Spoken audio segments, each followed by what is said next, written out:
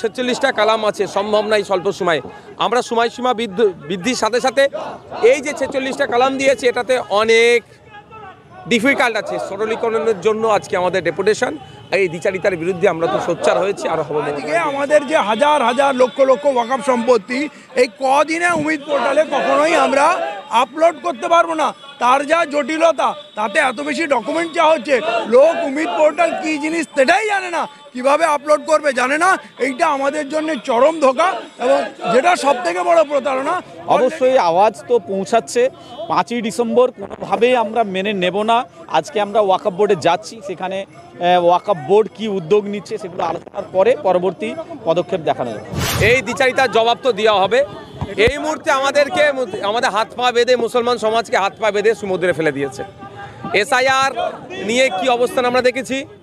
সাথে সাথে ওয়াকফ নিয়ে তিনি বলেছিলেন একটা ধর্মীয় অনুষ্ঠান থেকে যে পশ্চিমবাংলায় ওয়াকফকে লাগু হতে দেব না। হঠাৎ 5.5 মাস আগে এই পোর্টালে আপলোডের কথা বললেও তিনি আশ্বস্ত করেছিলেন পশ্চিমবাংলা লাগু হতে দেবে না। ফলে কি হয়েছে, আপনার কি বলে আপলোড করেনি। হঠাৎ 6 মাস, এই 1 সপ্তাহ আগে কি বলছে আপলোড করতে হবে। এই আপলোড প্রায় 46টা কালাম আছে, সম্ভব নাই স্বল্প সময়ে।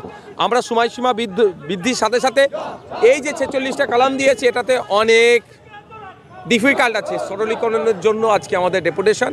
এই দ্বিচারিতার বিরুদ্ধে আমরা তো সোচ্চার হয়েছি, আরো হবো। মমতা ব্যানার্জি দ্বিচারিতার বিরুদ্ধে আমরা মেনে নেব না। মানুষ ক্ষতি হলো, একাধিক মানুষের প্রাণ হারালো, একাধিক মানুষ গুলিবিদ্ধ হলো, জেলে মিথ্যা মামলায় পড়ছে, সবটাই ক্ষতি হয়েছে। কিন্তু মমতা ব্যানার্জি যেভাবে পশ্চিমবাংলার মানুষের সাথে মিথ্যাচার করেছে এটা মেনে নেওয়া যাবে না।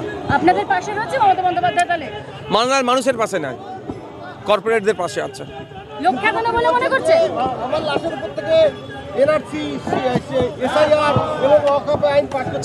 যে কটা কথা মমতা ব্যানার্জি বলেছিলেন সব কটাই বাস্তবের সাথে কোনো সার্বত্য নাই, মিল নাই। সবটাই জনগণকে বোকা বানানো হয়েছে, সবটাই মিথ্যাচার করা হয়েছে। এই মিথ্যাচারের জবাব দিতে হবে। না, আমি ওটা বলতে পারবো না, ওটা প্রশ্ন আমি বলতে পারছি না। তবে যে প্রতিশ্রুতিগুলো দিয়েছিলেন, যে কথাগুলো রেখেছিলেন, ওই কথা রাখতে পারেনি। তাহলে মুর্শিদাবাদের ঘটনা কি লক্ষ্য আদানো ছিল? মুর্শিদাবাদের ঘটনা কোনোভাবেই কাঙ্ক্ষিত নয়। সেই ঘটনায় আমরা তীব্র নিন্দা জানিয়েছি।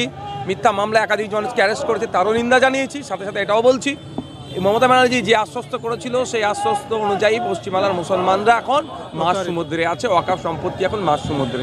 কি করবেন তাহলে আজকে? তৃণমূলের কেউ সমালোচনা করলে বিজেপির সমালোচনা হয়ে যায়, আর বিজেপির কেউ সমালোচনা করলে দেশদ্রোহী হয়ে যায়। এটা তো আমরা বিরোধীদের জন্য তকমাতা আছে।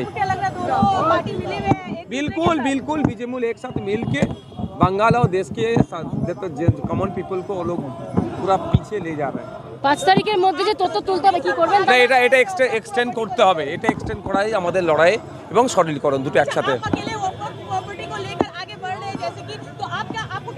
हम अकेले नहीं है, हमारा कॉन्स्टिट्यूशन प्रोटेक्शन फोरम के तरफ से हम लोग लड़ रहे हैं। यहाँ पे बहुत सारे आदमी हैं। सिर्फ आज कुछ जो लीडर्स लोग आए हैं, आने वाला दिन में पूरा पब्लिक आएगा। आपको लगता है पब्लिक अभी भी जागने को बाकी है? आप लोग को जगाना पड़ेगा। পরবর্তী এখন যাবো, ডেপুটেশন দেবো, পরবর্তী পদক্ষেপ আপনাদেরকে জানাবো আমরা আমাদের ফোরামের পক্ষ থেকে। বাংলার সংখ্যালঘুদের প্রতি প্রতারণা করা হয়েছে। বাংলার অধিকাংশ সংখ্যালঘুরা তারা আস্থা রেখেছিল মাননীয় মুখ্যমন্ত্রীর কথাতে, কিন্তু বাস্তবে দেখলাম যে সে কথা তিনি সেই বাংলার সংখ্যালঘুদের আস্থাকে তিনি হারিয়েছেন, তাদের সঙ্গে প্রতারণা করেছেন। এই উমিদ পোর্টালে সম্পত্তি আপলোড করার যে বিষয়টা, সেটা বেশ কিছুদিন ধরে চলেছে, মানে এর আগেও চলেছে, কিন্তু এই যে শেষ মুহূর্তে এসে আপনারা আন্দোলন রাস্তায় নামেন। দেখুন, এখন এটা তো সুপ্রিম কোর্টে চ্যালেঞ্জ করা হয়েছিল। আমরা সুপ্রিম কোর্টের প্রতি আস্থা রেখেছিলাম, মনে করছিলাম যে সুপ্রিম কোর্ট আমাদের কথা শুনবে, কিন্তু দুঃখের বিষয় যে সুপ্রিম কোর্টও জানিয়ে দিল যে 5ই ডিসেম্বরের মধ্যে এটা এনরোল করাতে হবে। সেই জন্য আমরা এখন সময়সীমা বৃদ্ধি করার জন্য আবেদন করছি। একের পর এক আস্থা রাখা হচ্ছে এবং সেই আস্থা ভেঙে যাচ্ছে, এবং তারপরে রাস্তায় নামা হচ্ছে, কিন্তু তার সুরাও কিছু হচ্ছে না। এসআইআর থেকে শুরু করে, সিএ থেকে শুরু করে, তারপরে এই যে ওয়াকফ থেকে শুরু করে, এবার উম্মিদ পোর্টাল নিয়ে, সেটা নিয়ে কি বলবো?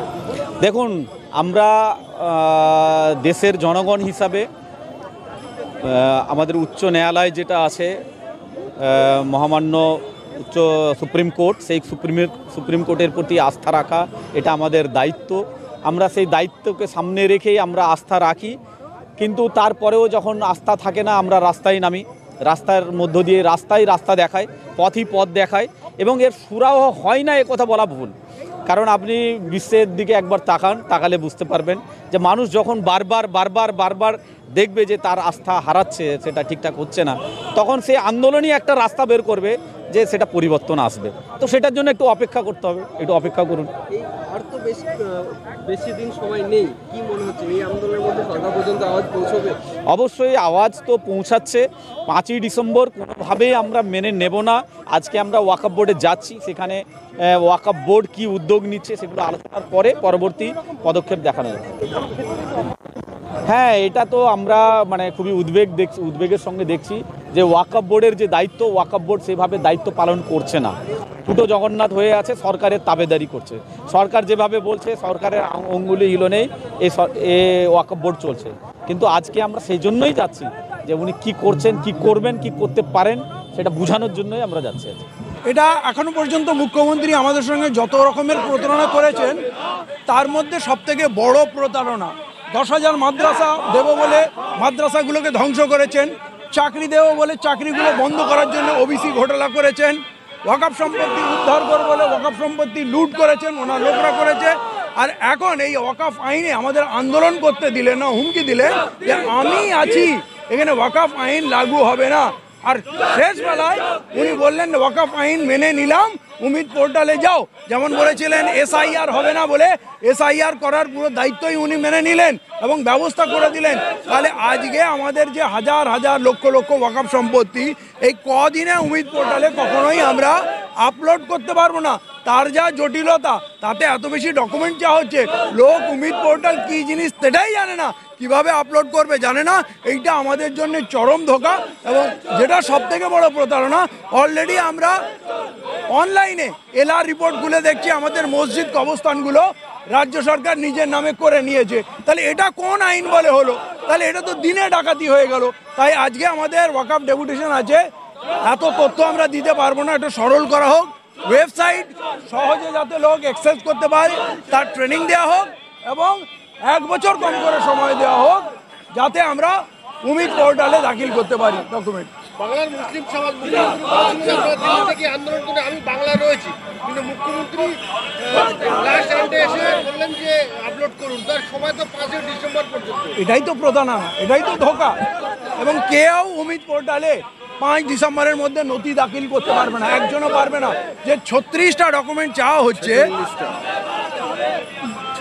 46টা, এই 46টা পুরোপুরি ডকুমেন্ট দাখিল করতে পারবে না, এবং এইটা যাতে মানুষ না পারে তারই ব্যবস্থা করা হয়েছে।